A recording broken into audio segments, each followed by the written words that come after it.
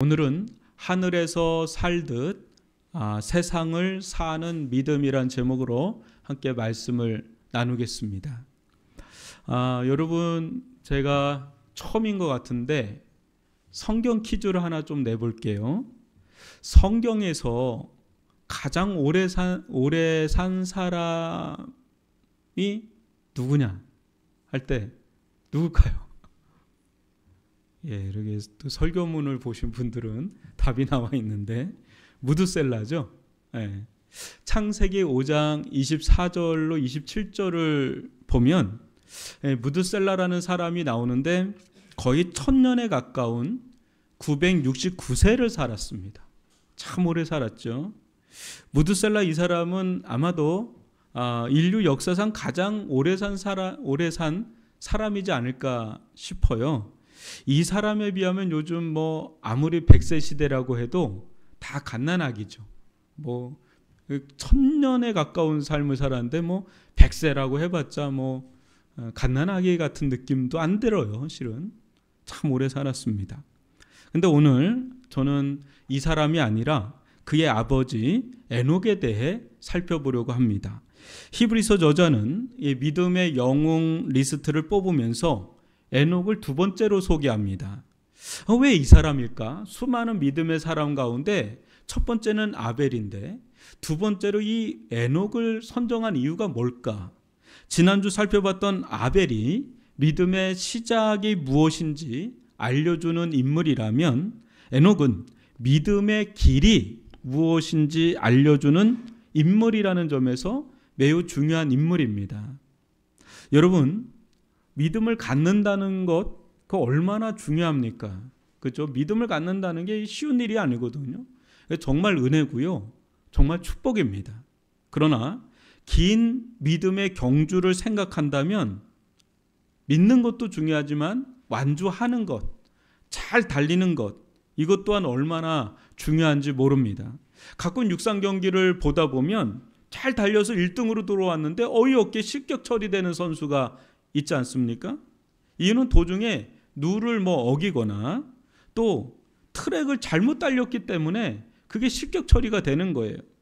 믿음도 마찬가지입니다. 믿음 생활을 시작하고 나름 열심히 잘 산다고 살았는데 어이없이 실격될 수가 있어요. 이런 일이 남의 일 같고 내 일이 아닌 것 같아도 지금 이 히브리서를 받은 1세기 핍박받는 성도들을 한번 살펴볼까요? 이들이 딱 이 같은 상황에 놓여 있었습니다. 여러분, 이들이 믿음 생활을 잘 시작하였다가 큰 위기에 봉착을 했는데 왜 그렇게 됐는지 한번 오늘 살펴보겠습니다.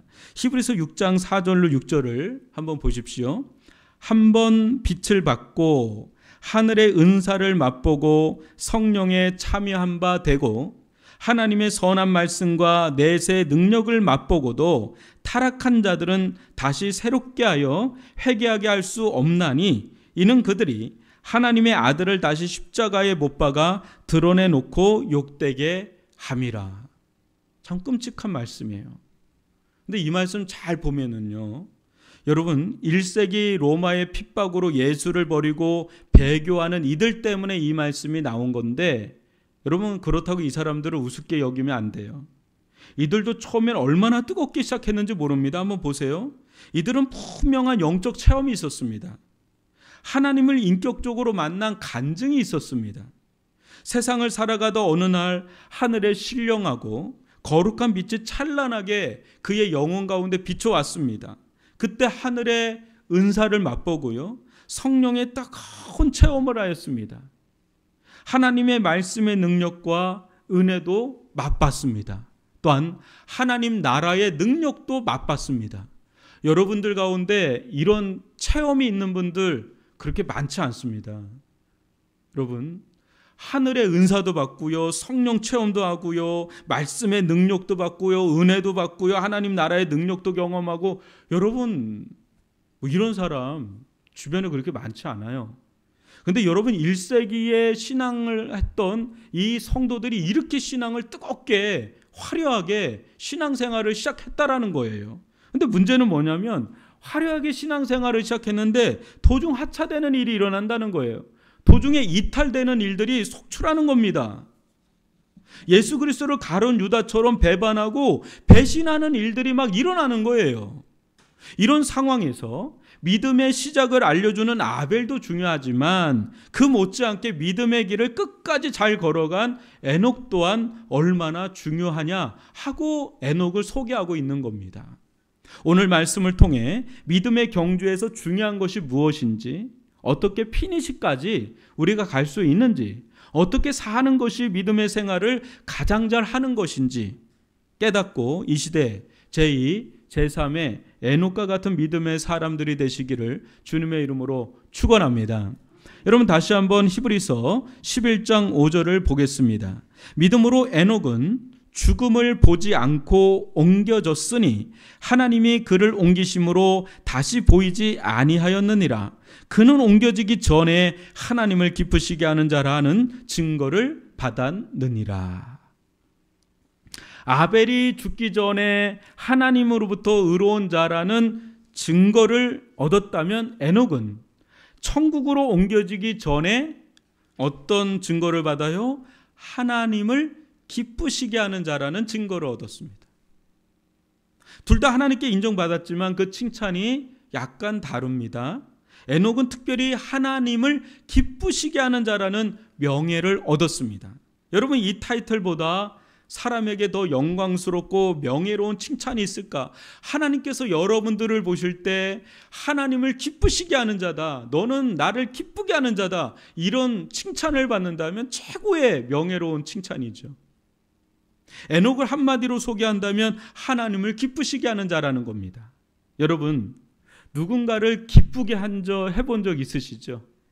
누군가를 기쁘게, 내가 기쁜 게 아니라 누군가를 기쁘게 해준 적. 그렇다면 여러분은 그분에게 얼마나 소중하고 귀한 존재겠습니까?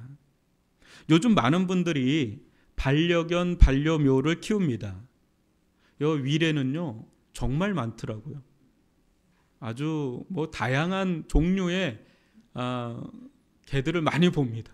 세상에 이런 개들이 있나 할 정도로 너무 다양해요. 예전에는 애완동물이라 불렀지만 이젠 단순히 장난감 같은 존재가 아니라 인생을 함께 살아가는 동반자라는 의미에서 반려동물이라고 부르는 거예요. 사람들이 반려동물을 키우는 이유가 뭘까요? 외롭고 지친 세상살이에 나를 반겨주고요, 나와 함께 해주고 또 나를 늘 좋아해줘요. 기뻐해주기 때문에 아닙니까? 컴컴한 방에 집에 딱 혼자 들어갔는데 아무도 없는데 그 고양이 개 막 나와가지고 막 꼬리치면서 막 보고 싶었다고 막 이렇게 하면 그게 그렇게 힘이 되고 그게 위로가 돼요. 나를 마냥 기뻐하는 존재를 볼 때 그때 힘이 나고 나도 기뻐하지 않습니까? 아빠 엄마들이 애를 키우는 거 여러분 얼마나 힘들고 고단합니까? 솔직히. 근데 이 모든 것을 잊어버리게 만드는 게 애들이 두 장면이 좀 그런 것 같아요. 애들이 잘 때 그렇게 저는 좋더라고요. 천사 같더라고요. 아주 그냥 천사가 없어요. 그냥 잘 때. 예. 근데 또 한 번이 언제냐면 그 해맑은 눈빛으로 그냥 똘망똘망한 그 눈빛으로 엄마 아빠를 그냥 좋아하는 거. 나를 그냥 좋아해요. 나를 그냥 막 따르고 막 이런 걸 볼 때 그 모든 고단함과 힘듦이 싹 사라지면서 그렇게 사랑스럽고 그렇게 기쁠 수가 없어요. 그 맛에 둘째, 셋째 나는 거예요. 또 놓고 그러는 거예요. 힘들어도. 여러분 기독교 가르침을 잘 정리한 소요리 문답 제1문답은 이렇게 시작을 합니다. 사람의 제일 되는 목적이 무엇이뇨? 사람의 제일 되는 목적은 하나님을 영화롭게 하고 영원토록 그를 즐거워하는 것입니다. 이렇게 나와요. 존 파이퍼 목사는 이 문답을 이렇게 해석을 하거든요. 우리가 하나님을 기뻐할 때 하나님은 가장 큰 영광을 받으십니다. 이렇게 해석을 해요. 저는 탁월한 해석이라고 봅니다. 우리는 하나님을 향해 무엇인가를 해야 하나님께서 영광을 받으시지 않을까 생각하는데 틀린 말은 아니지만 자칫 뿌리를 놓친 채 행위 위주로 흐를 수 있습니다. 여러분 자녀들이 부모에게 효도를 할 때 부모 입장에서는 흐뭇하고 대견합니다. 기뻐요. 뭔가 해주고 또 맛있는 거 사주고 어디 또 데려가주고 이러면 너무너무 기뻐요. 그러나 부모들이 자녀들이 무엇인가 해주어서가 아니라 그 마음이 부모를 생각해주고 또 부모를 공경하고 기뻐하는 것, 그것 자체를 보는 게 그렇게 행복하고 기쁠 수가 없는 거거든요. 에녹이 하나님을 기쁘시게 한다 그럴 때 그것은 다른 말로 말하면 에녹이 하나님을 기뻐했다는 거예요. 에녹이 하나님을 즐거워했다는 것이고 에녹이 하나님을 좋아했다는 거예요. 여러분, 누군가가 나를 기뻐하고 누군가가 나를 즐거워하고 누군가가 나를 좋아하면 여러분, 그 사람이 너무 좋지 않나요? 하나님도 그렇다는 거예요. 사람이 누군가를 좋아하고 기뻐하면 어떻습니까? 늘 함께하고 싶죠. 함께하고 싶잖아요. 평생 함께하고 싶고 영원토록 함께하고 싶어요. 그래서 우리 결혼하는 거 아닙니까? 여러분들 얼굴이 썩 그렇게 또 그런 얼굴들은 아니세요. 연차가 10년, 20년 연차 얼굴도 좀 달라요. 여러분, 에녹과 하나님 사이가 꼭 그랬습니다. 여러분, 창세기 5장 21절로 24절을 한번 보십시오. 에녹은 65세에 무드셀라를 낳았고 무드셀라를 낳은 후 300년을 하나님과 동행하며 자녀를 낳았으며 그는 365세를 살았더라. 에녹이 하나님과 동행하더니 하나님이 그를 데려가심으로 세상에 있지 아니하였더라. 여기 동행하다는 말이 2번 나옵니다. 이 말은 길을 함께 걷다라는 의미입니다. 에녹은 인생 가운데 무려 300년을 하나님과 동고동락하듯 함께 했습니다. 말이 300년이지 그 오랜 세월 함께 한다는 것이 쉬운 일입니까? 아무리 사랑해서 결혼해도 권태기가 오지 않습니까? 에녹과 하나님 사이는요, 놀라운 겁니다. 뭐가 놀라우냐면 시간이 가면 갈수록 더 좋은 거예요. 어떻게 된 게 가면 갈수록 권태기가 오는 게 아니라 가면 갈수록 더 좋고 더 좋아서 어느 날 하나님께서 그냥 천국으로 데려가신 겁니다. 그냥 영원토록 그냥 내가 있는 곳에서 나와 함께 살자 하고 그를 호련히 데려가셨는데 이때 이후로 더 이상 세상에서 에녹을 찾아볼 수가 없는 겁니다.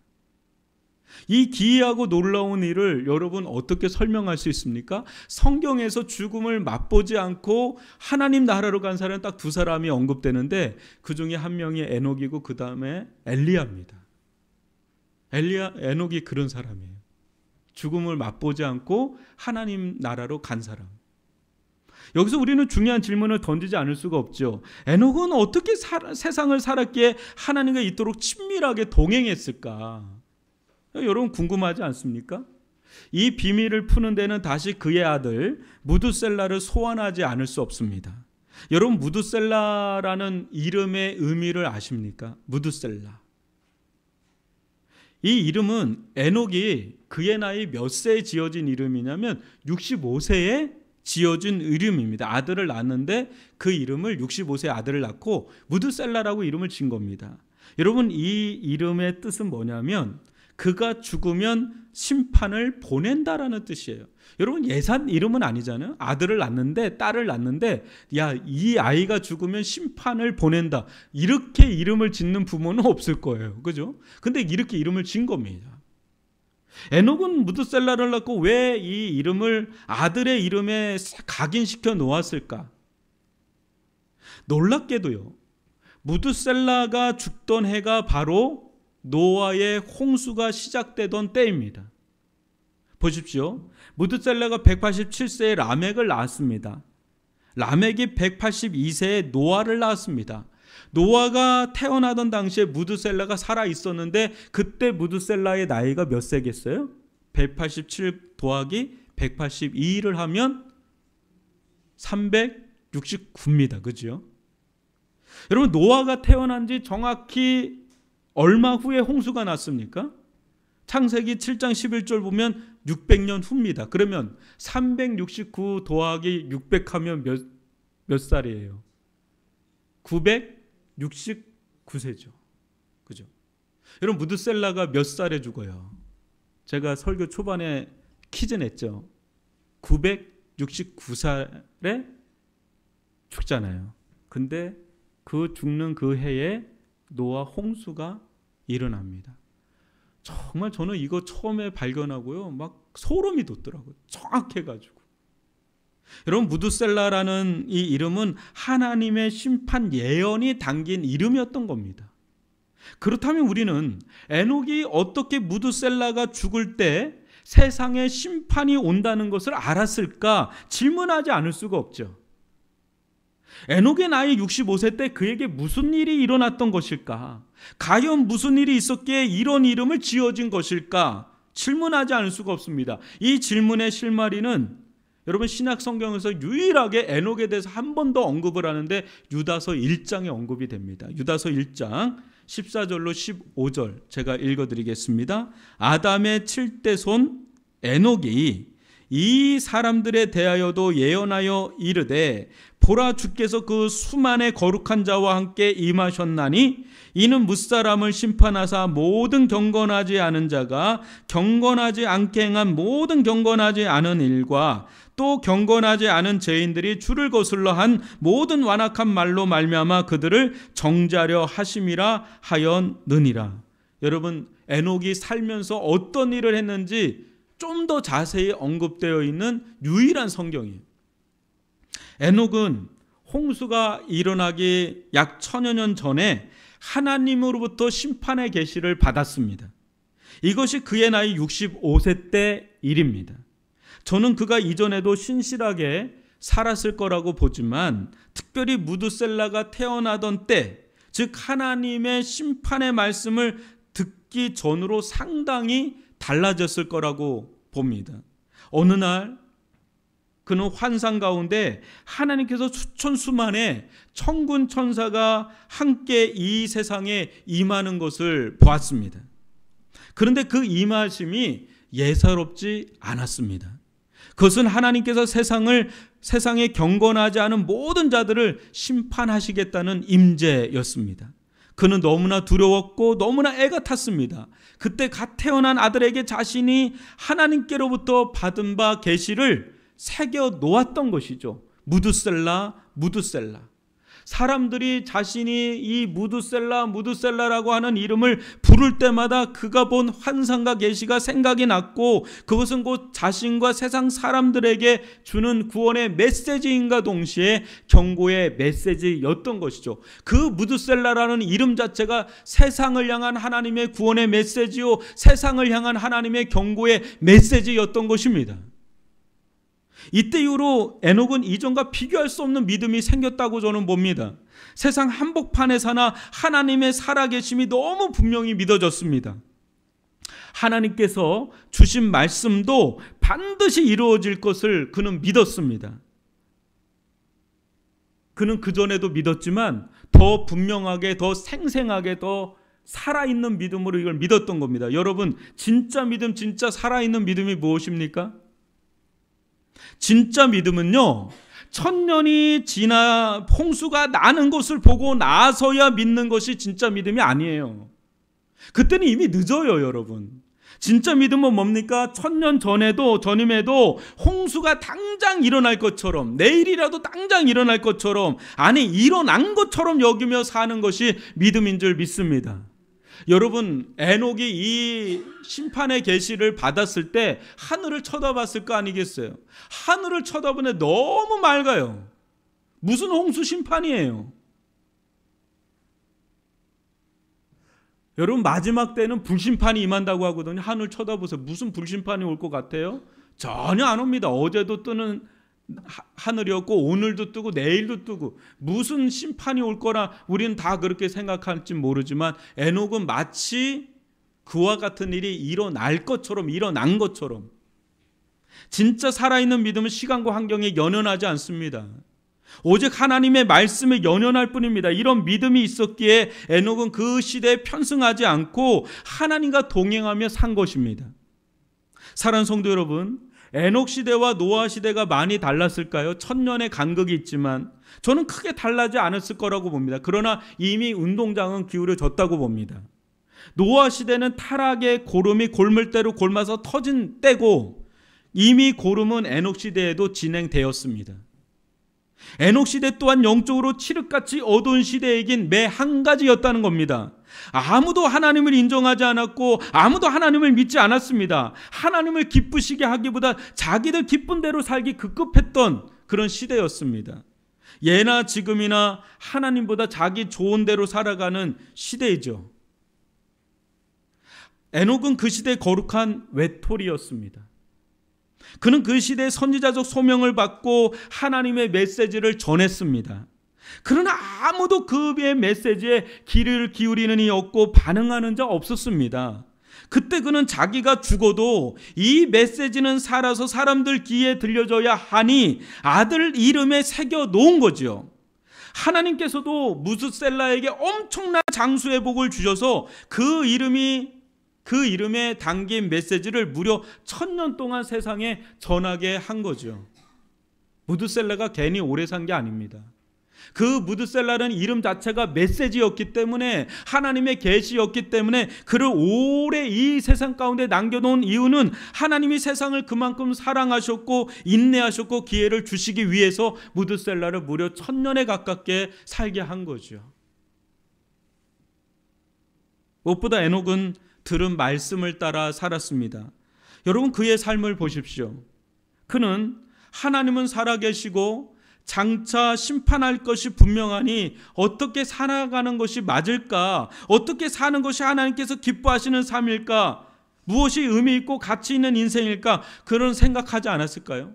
여러분들 가운데 어느 날 하나님께서 여러분들 가운데 환상을 보여주면서 하나님의 심판이 있을 거라고 하는 그런 말씀과 그런 환상을 보게 된다면 여러분, 우리도 에녹과 같이 생각하지 않을까요? 어떻게 살아야 되나? 나는 저 말씀을 듣고 저 환상을 보고 하나님 분명히 심판하실 건데 나는 어떻게 살아야 되나? 이거 생각하지 않겠습니까? 저는 그가 하나님을 만나고 놀라운 계시를 들었다 하더라도 그에게 주어진 일상의 삶을 살아갔을 거라고 봅니다. 그가 식당 일을 하면 식당 일을 하고 교사면 교사 뭐를 하든 그 일을 했을 거라고 저는 봅니다. 그러나 그는 무슨 일을 하든 하나님과 동행하는 삶을 살았다고 봅니다. 하나님과 친밀한 삶을 사는데 자신의 전 인생을 쏟아 부었다고 저는 봅니다. 왜요? 세상에 끝이 올 것이 분명한데 그때 하나님 앞에 서야 되잖아요. 하나님 만나야 되잖아요. 그럼 나는 어떻게 살아야 될까? 무엇이 중요할까? 아무리 생각해도 하나님과 동행하는 삶보다 더 중요하고 가치 있는 삶은 없다는 결론에 이르렀기 때문에 에녹은 65세부터 365세 300년 동안 하나님과 아주 밀접하게 아주 밀착돼서 하나님과 동행하는 삶을 제1순위로 살았다는 겁니다. 사랑하는 성도 여러분, 믿음은 추상화가 아닙니다. 믿음은 정물화예요. 아주 분명해요. 믿음은 진리의 말씀에 지적 동의만 하는 게 아니에요. 그런 일 있을 거라고 저는 믿습니다. 압니다. 예, 그렇게 되는 게 아니라 믿음은 삶 전체를 구체적으로 결단하게 합니다. 왜? 진짜 그게 일어날 거니까. 움직이게 하고 행동하게 합니다. 그러기에 믿음은 동사예요. 여러분, 정말 하나님을 믿으십니까? 믿으시니까 여기에 있는 줄 믿습니다. 믿지 않는데 이 자리에 있겠어요? 세상 사람들이 하나님이 어디 계시냐, 살아계시면 나와봐라 할 때 세상이 눈에 보이는 권력의 힘에, 물질의 힘에 움직이는 것 같고 그 같은 세상 힘들이 지배하는 것 같을 때 여러분은 정말 하나님이 살아계시고 하나님의 뜻대로 된다는 것을 여러분 믿으십니까? 하나님의 말씀대로 이 세상이 될 거라고, 결국은 하나님의 말씀대로 될 거라고 여러분들은 믿으십니까? 여러분들은 보통 믿음이 아니에요. 보통 믿음이 아니십니다. 한 번 더 물어볼게요. 그렇다면 여러분의 믿음은 진짜 믿음이요, 일상의 삶까지 영향을 미치는 믿음이요, 삶의 구체적인 결단을 이루는 믿음입니까? 아님 종교적인 믿음이요, 주일용 믿음이요, 교회 관상용 믿음, 교회 안에서만의 믿음입니까? 라고 질문을 하면 여봐요. 믿음이 아멘이 잘 안 나오잖아요. 여기서 우렁차게 아멘 하는데, 이 예배 끝나고 여러분의 가정에 가서 여러분 사회생활할 때, 여러분 세상에 살아갈 때 하나님은 여러분들과 함께 하시고 여러분들 가운데 살아계시고 동행하고, 이거를 여러분들 그렇게 믿으면서 그렇게 실감하면서 살아가냐, 그걸 질문하는 겁니다. 아멘이라 하실 겁니다. 저는 그렇게 산다고 믿습니다. 그런 믿음이 있으니까 주일날 이렇게 또 오는 거지요. 여러분, 예수님께서 이 세상에 오시고 하늘로 승천하신 지 몇 년 지났죠? 이제 2000년 지났어요. 에녹에게 준 지는 1000년 뒤에 노아 홍수가 왔는데, 예수님이 말씀하신 지 지금 2000년이 지났어요. 근데 예수님이 일찍이 우리에게 뭐라고 말씀하셨죠? 좀 길지만 여러분 들을 필요가 있습니다. 마태복음 24장 34절로 44절입니다.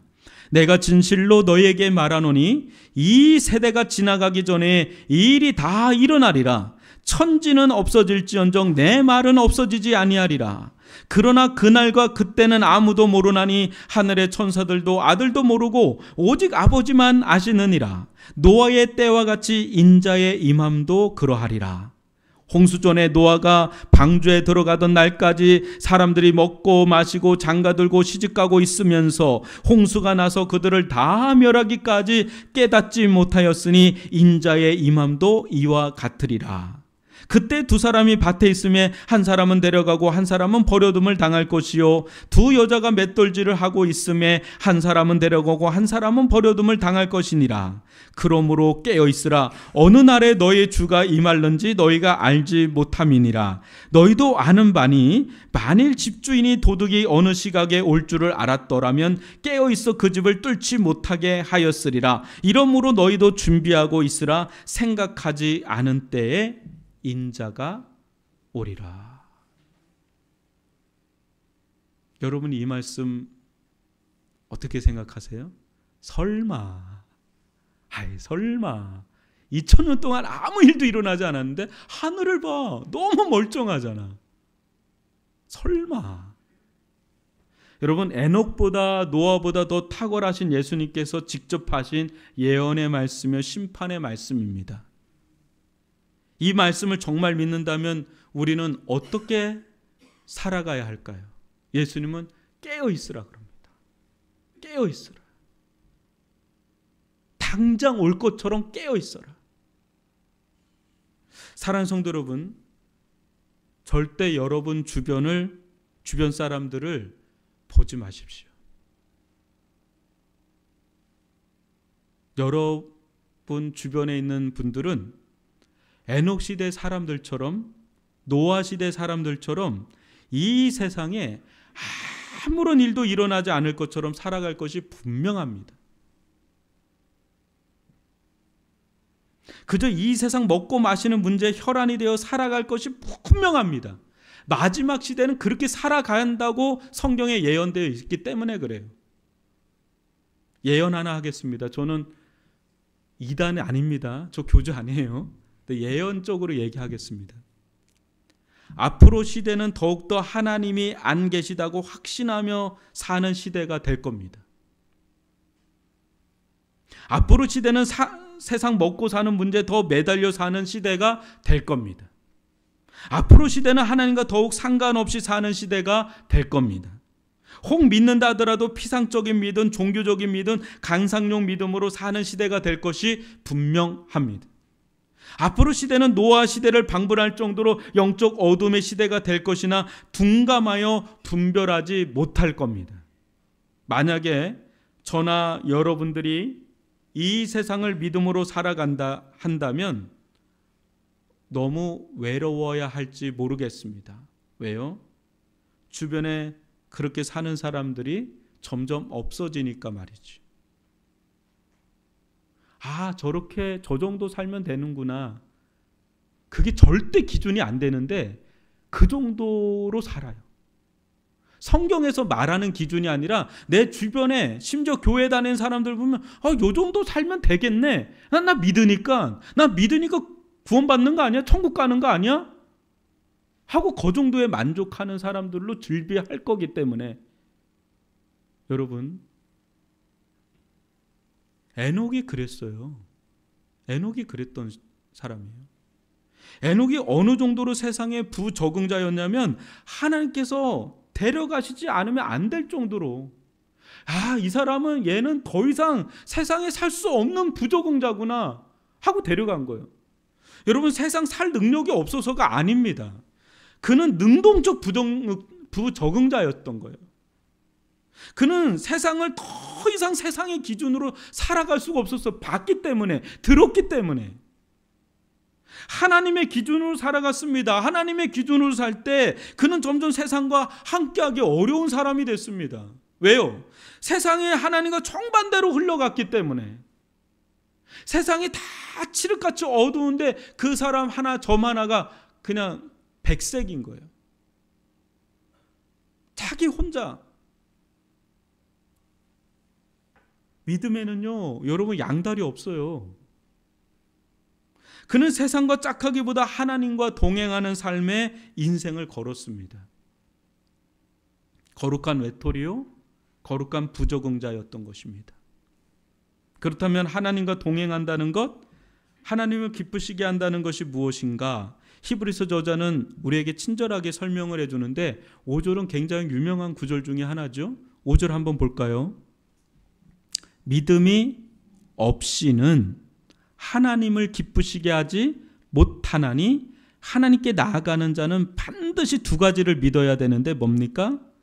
그가 계신 것과 그가 자기를 찾는 자들에게 상 주시는 이심을 믿어야 할지니라. 이게 에녹의 믿음의 실체라는 거예요. 그는 하나님이 계신 것을 믿었고 하나님께 나아가는 자들에게 상 주시는 것을 믿고 하나님과 동행하고 하나님을 기쁘시게 하는 삶을 살았다는 겁니다. 여러분, 믿음으로 사는 삶 이 자체가 하나님을 기쁘시게 하는 삶이고 하나님과 동행하는 삶이거든요. 여러분, 우리 가운데 믿음이 없는 사람이 어디 있어요? 근데 이게 뭐지? 믿음이 어떻게 하나님을 기쁘시게 하고 믿음이 어떻게 하나님과 동행하게 할까? 우리가 이거를 좀 살펴볼 필요가 있는데, 믿음은 막연하고 추상적인 게 아닙니다. 믿음은 구체적이고 생생합니다. 진짜 믿음은 세상에 하나님이 살아계셔서 친히 역사하신다는 것을 믿습니다. 진짜 믿음은 주일에만 예배당에서만 계시는 교회용 하나님이 아닌 우리 모든 삶의 모든 일상에 함께 하시는 하나님을 믿게 합니다. 하나님은 여기도 계시죠. 그러나 여러분의 가정 가운데도 계시고 여러분들이 어디를 움직이든 무슨 일을 하든 여러분들과 하나님은 함께 하시는 분인 줄 믿습니다. 그리고 여러분들을 도와주시는 분이고 여러분들을 인도하시는 분이시고 여러분들을 붙드시는 분이시고 여러분들 가운데 모든 필요한 것들을 앞서 행하시는 그런 살아계신 하나님이신 줄 믿습니다.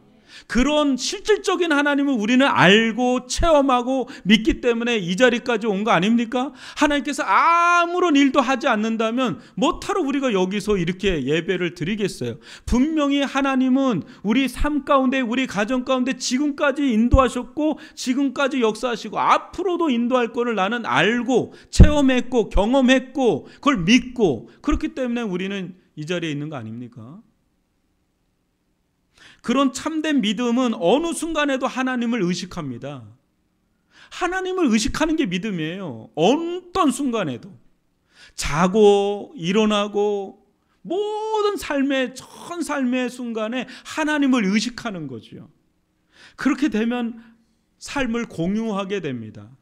하나님과 삶을 공유하게 돼요. 여러분, 누군가 친하면 친할수록 그 사람과 모든 삶을 다 오픈하고 또 공유하고 이야기하고 함께하지 않습니까?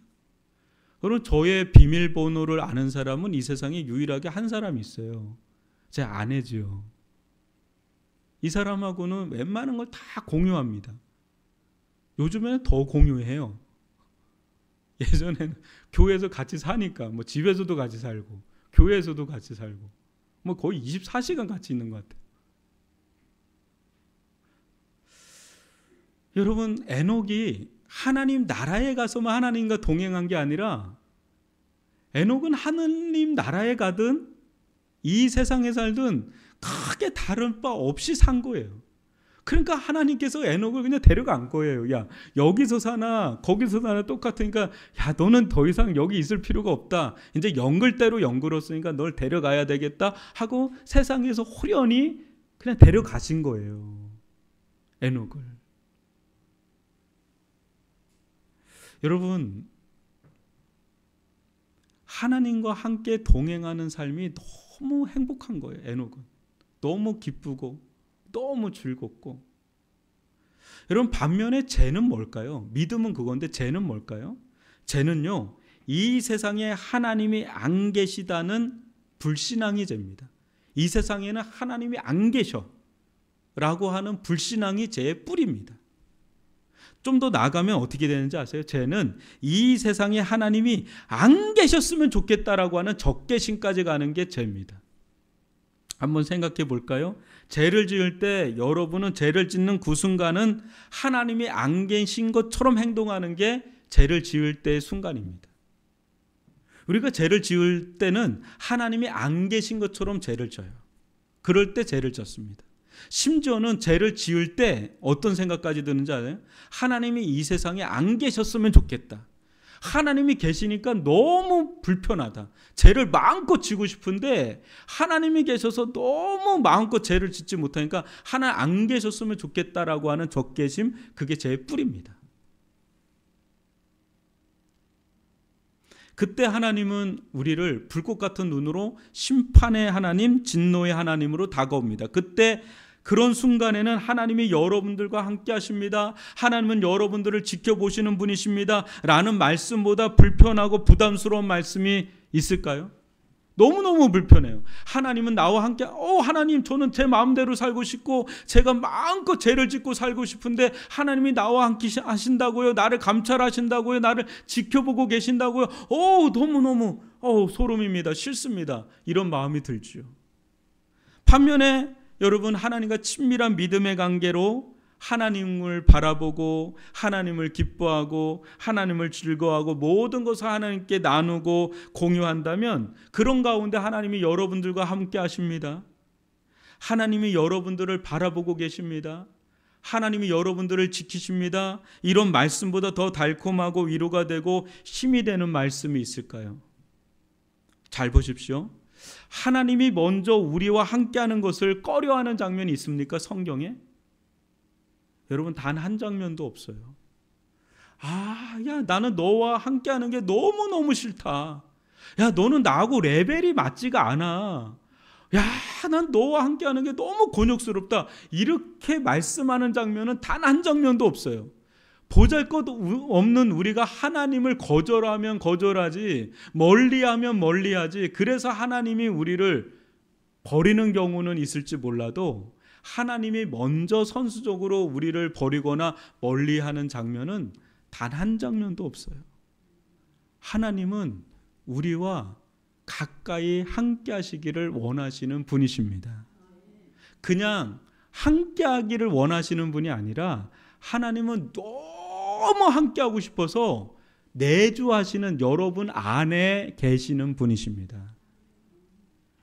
위드가 아니라 인이에요. 인. 그래서 성령을 부어주셔서 내가 너와 하나가 돼서 함께하고 싶다라고 하는 그 사랑의 사인이 뭐냐면 그게 성령을 여러분들 마음 가운데 주신 겁니다. 그러게 여러분, 우리의 믿음이 성장하고 우리의 믿음이 커지면 커질수록 어떻게 되죠? 하나부터 열까지 하나님께 열어놓고 하나님과 함께하고 하나님과 동행하는 삶을 막 기뻐하게 됩니다. 하나님, 요거 작은 것서부터 큰 것까지 하나님, 이거 이런 일이 있었습니다. 미주알 고주알. 여러분들 가운데 사랑하는 자녀 가운데 딸이 있을 거예요. 저는 아들만 둘인데 얘네들은 군대 가도 문자가 띡 하고 와요. 아빠, 위례에 중국인들 많어, 조심해. 뭐 이런 거 요새 와요. 뜬금없이. 이게 저는 맥락이 없어요. 내가 여기 중국 사람 못 보는데 얘는 왜 이거를 하는지 모르겠어요. 그러면서 갑자기 뭐 용돈 보내달라고 하는데 얘가 더 많이 버는데 야 네가 용돈을 나한테 줘야지. 뭐 이런 얘기도 하고 그러는데 하여튼 남자애들은 좀 투박하게 한두 마디 해요. 아빠 주한이 잘 지내? 이 한마디 하고 그래요. 근데 이제 딸들은 다르잖아요. 그냥 결혼하고 나도 미주알, 고주알 뭐 이런 거 저런 거 할 때 그때 막 다 얘기하고 그러면서 딸들은 그래서 나중에는 그게 된다 그러잖아요. 친구가 된다는 말이 그런 말이 있지 않습니까? 여러분 하나님과 함께하는 게 이게 말로는 이렇게 함께한다는 걸 내가 믿어요. 그죠? 그걸 머리로 알아요. 그죠? 근데 믿음이 커지고 하나님과 함께하면 하나님이 너무 생생하게 아주 막 살아서 아주 실질적으로 하나님이 나와 함께하는 게 느껴질 때가 있잖아요. 너무 피부적으로 와닿을 정도로. 여러분 우리가 신앙생활을 한다 그럴 때 여러분 믿음이 커지면 커질수록 하나님이 누구보다 나와 함께한다는 것을 경험하면서 사는 은혜를 이 땅 가운데서도 충분히 누릴 수 있을 줄 믿습니다. 저는 가끔 병원에 그 수술장에 들어가는 성도들을 방문할 때가 있어요. 정말 외로워요. 아무리 가까워도요. 그 수술장 그 철로 된 그런데 딱 올라가면 그렇게 그게 차갑게 느껴져요. 여러분 그런 순간에 누가 유일하게 아무리 사랑해도 함께 할 수 없는데 누가 유일하게 함께 할 수 있죠? 하나님밖에 없더라고요. 진짜 위급한 위중한 상황 속에 저희 장모님 심장이 거의 터질 뻔하는 그 수술장에 아무리 사랑해도 거기 들어갈 수가 없어요. 유일하게 들어갈 수 있는 분은 누구시죠? 하나님 한 분밖에 없습니다. 저는 장례도 많이 치르거든요. 장례를 치를 때 그 관에 딱 들어갈 때 정말 많은 생각을 하게 됩니다. 여러분 누가 함께 들어갈 수 있죠? 죽음의 그 순간에 누가 함께 들어갈 수 있죠? 여러분 아무도 함께 할 수 없어요. 오직 유일하게 함께 할 수 있는 분은 하나님밖에 없는 줄 믿습니다. 그렇기 때문에 여러분 내가 이 세상 가운데 이런 일도 하고 저런 일도 하고 누구와 함께하고 누구와 함께하는 것도 중요하지만 정말 우리는 누구와 함께하는 게 가장 가치 있는 인생일까요? 남는 인생일까요? 의미 있는 인생일까요? 하나님과 함께하는 인생인 줄 믿습니다. 근데 이 하나님은 그냥 함께만 계시는 분이 아니라 두 번째 믿음이 뭐죠? 하나님께 나아가는 자는 하나님께서 상 주시는 이심을 믿어야 한다고 그러죠. 하나님은 살아 계십니다. 하나님은 살아서 우리에게 그냥 가만히 계시는 분이 아니라 하나님을 적극적으로 찾는 자들에게 상을 주시는 분이신 줄 믿습니다. 여러분 최고의 상이 뭡니까? 우리가 이 땅 가운데서 살아가면서 최고의 상은 뭡니까? 여러 가지 건강의 복도 있고 물질의 복도 있고 사람의 복도 있고 일의 복도 있고 여러 가지 우리에게 복이 있지만 최고의 상은 하나님 그분 자신을 받는 게 상인 줄 믿습니다. 살아계신 영원하신 하나님을 받는 것, 생명의 주 영생의 주 되신 예수 그리스도를 받는 것, 하나님이 나의 아버지가 되시는데 하나님께 속한 모든 것이 내 것이 되는 거 아닙니까?